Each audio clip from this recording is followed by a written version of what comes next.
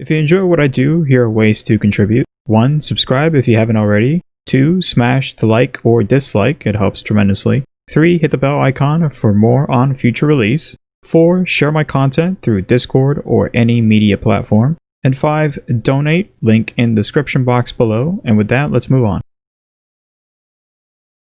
Hello everyone, this is a guide to Matoya's Relict. I ignored the ads from the dungeon itself because they are too easy and they die too quickly.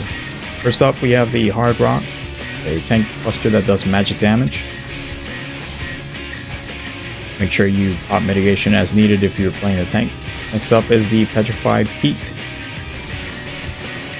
Drop circles, which in case turn into puddles. Puddles do magic damage and they do a dot. If you stand in them too long. From the puddles, you're gonna get balls spawn. Heat pelts will basically give those balls a tether. The tether doesn't have to be too long, but as long as you point the tether towards the holes along the ridges of the map, you should be fine. If not, they're going to hit you up to 3 times. Brittle Brescia is a flank telegraph and also forward. If you're in the rear or in the absolute center of the boss, you're going to completely ignore it. Up next is Stone Age, a room-wide AoE that does magic damage. Mitigate and heal as needed. Further on, the boss will do a Petrified Peat, this time with add-ons. As you can see there in the top right corner, they're going to block balls from entering the holes. They're going to spawn in parallel to each other. It's the same as the previous, just avoid the add-ons.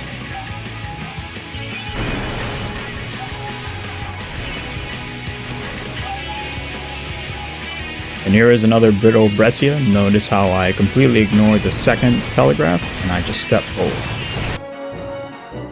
Next up is the Nixie. The first one was Mudman. Nixie's auto attacks are pretty strong, so do make sure you maintain telegraph or maintain mitigation. We have a delay tank buster called Crash Smash. It does magic damage. Make sure you steer clear of the tethers if you're healer or DPS. Next up is Shower Power. East and west wings of the dungeon will light up. Just make sure you avoid the glowing sections. 3/4 of the room will be hit. Just like the Black Mage got hit there. Next up is Pitter Patter. It's the Nixie's active time. Spawns a cloud and spawns geysers. Make sure you stand in the geyser that's nearest to the cloud. It will knock you up on top of the cloud, and make sure you take out the ads before they finish casting. And make sure that you're on the cloud before they finish casting. Otherwise, you will die instantly to the Singing in the Rain, which is a one-shot kill. You get to adjust if you're the healer, have to bring them back to life. After that, you're going to be knocked right back onto the stage. The boss will greet you with more mechanics. Shower Power from the opposite side. Just move out of the way of the glowing sections. Now we have the Sputter. Circle telegraphs, they do magic damage. And the geysers also return along with that. These sputters will basically join the older telegraphs, the older mechanics, until the boss is dead.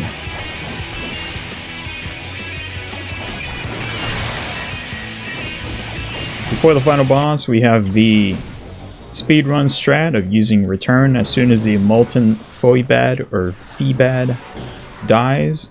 As you notice there, the tank used Return before I did, so I should be able to see them in front of me as soon as the screen goes black. And there he is. Good strat. Saves you a bit of time. And finally, the final boss is the Mother Porxie. The auto attacks hit hard, so make sure you pop mitigation as a tank. First up is the Tenderloin.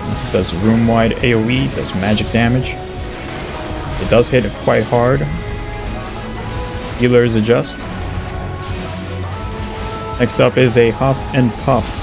Boss is going to do this. This is basically first section of the active timer. It is a knockback into, hopefully, a circle of safety. Surecast, arm's length, anything that prevents knockback or drawing effects is not effective. Do not use it. Up next is a Meat Mallet. This is the second section of the active time. It does proximity damage, so make sure you stay far away, and after that, the boss will do barbecue.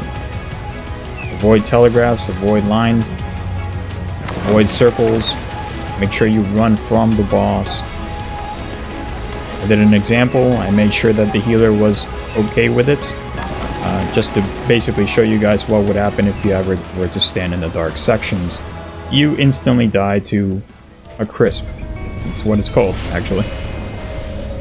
After a little bit of time, the boss will disappear and an ad will spawn. Will basically shoot off it at you until it dies, does an explosion.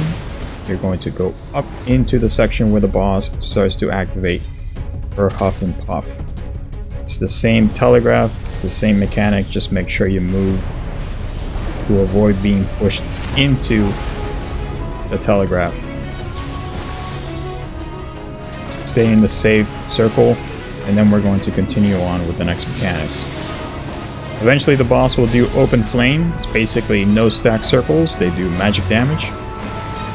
Into the final mechanic, which is the Tank Buster. Minced Meat does physical damage, standard Tank Buster. It hits pretty hard, so tanks, pop mitigation as needed.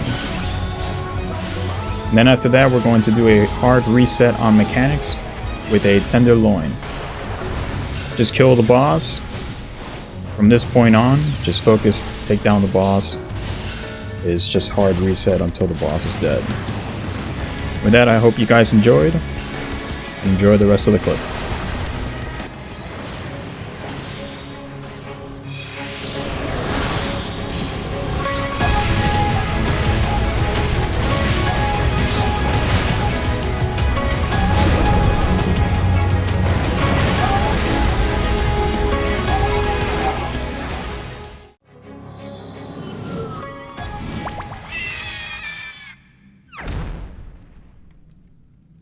Hello world, and thanks for watching. Don't forget to smash the like and subscribe here. You can also donate if interested in supporting the channel. More content to watch on the right side. If interested in joining in the Tempest Talons, info in the top left. And as always, good luck to you, and we'll see you next time.